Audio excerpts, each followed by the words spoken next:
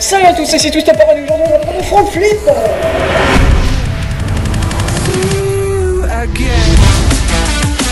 Bon, aujourd'hui on apprend le front flip, ok?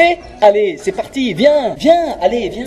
Avant que la vidéo commence, je vous invite à mettre un énorme pouce bleu pour me faire plaisir et pour m'encourager. Et si vous le faites pas pour ça, bah faites-le pour cette tenue complètement swag. Aujourd'hui il y a un max de vent mais j'avais envie de tourner, alors j'espère que mon petit système va réussir. Voici mon petit système de gitan qui consiste à mettre la GoPro dans une boîte. J'espère que ça a marché, ça promet. Du coup à partir de maintenant, chaque tuto se déroulera en 3 parties. La première partie ce sera le mouvement, donc le tuto du mouvement, comment faire le mouvement, donc là le front flip, le salto avant. La deuxième partie ce sera les conseils du chef, donc les petits conseils que je peux vous donner, oui c'est moi le chef. N'oublie pas. Donc les petits conseils que je pourrais vous donner pour la réussir mieux, comment l'entraîner sans se faire mal, machin, donc les conseils ce sera deuxième partie. Et la troisième partie ce sera sur les choses à éviter, les petits défauts qu'on a tous quand on commence, les petits défauts en fait que vous avez, que vous vous rendez pas compte que vous les avez et qui font que vous ratez la figure. Et on commence donc avec la partie 1, le mouvement.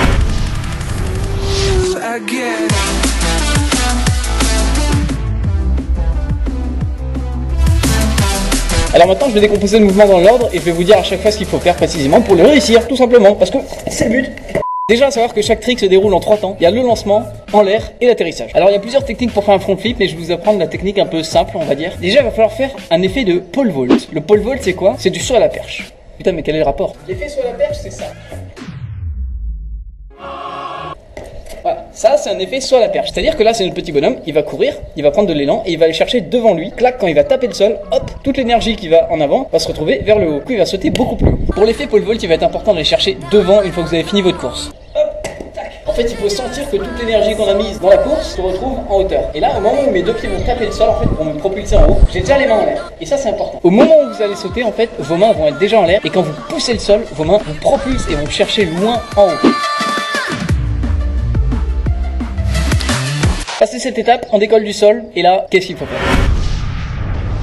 Tout d'abord, avant de vous apprendre ce qu'il faut faire en l'air, je vais vous expliquer une loi qui est valable pour tous les tricks, pour tout, même les objets, pour tout en fait, c'est une loi physique. C'est que plus un objet est petit par rapport à son axe de rotation, plus il ira vite. Parce qu'en fait, dans les figures, on va essayer de se grouper le plus possible pour tourner plus vite, pour la réussir plus facilement. Parce que si à la fin de la figure, on est à la moitié de la rotation, on va finir sur la tête. Ça serait un peu con de se tuer. Bon, là, je vais mettre un Denis Brognard qui fait ah, ah. Donc, une fois que vous êtes en l'air, faites une boule, et la boule, c'est la tête entre les jambes. C'est comme ça, vraiment, il faut vraiment prendre le moins de place possible, c'est super important.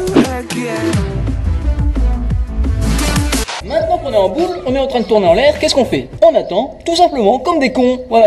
On va essayer d'ouvrir les yeux et de chercher le paysage. Au début, vous allez faire pas mal de saltos avant sans voir le paysage. Vous allez dégrouper instinctivement parce que votre cerveau sait où est le sol, mais vous l'aurez pas vu. Et c'est important de le voir. Pour l'atterrissage, il n'y a pas de secret. 2 jambes, une jambe, les deux en même temps, les deux séparés. On s'en va les couilles, puis il faut atterrir quoi, et debout. Sinon, c'est raté. Et ça nous fait une merveilleuse transition avec les conseils du chef. C'est à ce moment-là que vous allez voir si j'ai fait un jingle ou pas. Non. Comment entraîner votre salto avant sans vous faire mal? Alors déjà forcément le premier truc qui fait mal quand on tombe c'est le sol. Et donc ça va être l'état de surface du sol. Donc entraînez-vous soit sur de l'eau, donc à la piscine par exemple, soit quoi? Ah oui, soit sur des matelas, mais pour les matelas pour avoir la chance d'avoir une salle, voilà, enfin c'est mieux sur des matelas en tout cas, ou soit sur de l'herbe. Moi perso j'ai appris sur l'herbe et je trouve ça beaucoup mieux. Parce que l'herbe en fait ça vous apprend à avoir mal, vous allez tomber, ça va faire mal, et vous allez vous relever, vous allez retenter. Aussi ce qui est vachement important, c'est pas non seulement l'état du sol, c'est ce qu'il y a autour de nous. Si vous entraînez dans un lieu où vous n'êtes pas à l'aise en fait, vous allez rater le trick. Donc allez dans un endroit où vous êtes bien, avec un état de surface du sol bien, ok? Excellent. Et pour le dernier petit conseil du chef, parce que j'en ai que 3, je voulais vous dire qu'avec élan c'est beaucoup plus facile. Il y a l'effet de pole vault qui va vous emmener beaucoup plus haut. Et moi-même je suis retombé sur des vidéos de moi qui l'apprenaient au début sans élan, ça ressemblait à rien. Enfin, je me cassais la gueule, lamentablement. Et j'étais content en plus, oh putain, j'ai réussi à tourner. Ouais, mais t'as fini sur le cul. Mes cartes. Je déteste le vent de merde. Voilà, le vent tout fait tomber, c'est super. Du coup, sans élan, on va se servir à fond de nos bras en fait pour tourner. Les bras vont uniquement servir à tourner. Les bras sont en haut, je me prépare à lancer. Je commence à prendre mon appui sur mes jambes pour me lancer en avant. Et au même moment où je vais me lancer, les bras vont aller chercher vers le bas. Et ils sont tendus tout le temps. Ça, c'est très important parce que si vous faites comme ça, il y aura beaucoup moins d'énergie que si vous faites comme ça. Il faut que les bras soient tendus.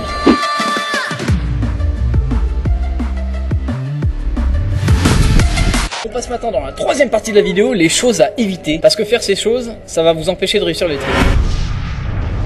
Premier truc à éviter, j'en ai déjà un petit peu parlé, c'est la tête dans le sol. On se dit, si ma tête est en haut, ça va être plus long de tourner, alors que si elle est en bas, j'ai plus qu'un demi-tour à faire. C'est faux, ne faites pas ça. Au moment du lancer, il faut être un battant. Faut surtout pas chercher à déjà grouper alors qu'on n'a pas encore lancé la figure. Deuxième chose à éviter, le tuck en chaise. J'en ai déjà parlé dans ma vidéo du tricking. Tucker en chaise, c'est quand au lieu d'être groupé comme ça, on est groupé comme ça. C'est un défaut qu'on a tous eu et que vous allez avoir aussi probablement. Mais si vous faites ça, sachez que vous tournez beaucoup moins vite et c'est pour ça que vous ratez votre figure. Et pour finir, le troisième défaut, c'est le Russian front flip. C'est le fait de lancer un salto avant, en fait, non pas en envoyant les mains en l'air, mais en arrière. Donc ça, à éviter, c'est ça. Ok, excellent. Et bien écoutez, c'est tout pour moi. Moi je pense que je vous ai à peu près tout expliqué. J'ai tout détaillé au maximum. J'espère que ça va vous aider. J'espère que vous allez réussir votre front flip. En tout cas, si vous voulez savoir des trucs, n'hésitez pas à les demander en commentaire ou bien sur les réseaux sociaux où je réponds à tout le monde. Et en attendant, je vous dis à la prochaine. Et n'oubliez pas que si j'y arrive, bah pourquoi pas vous.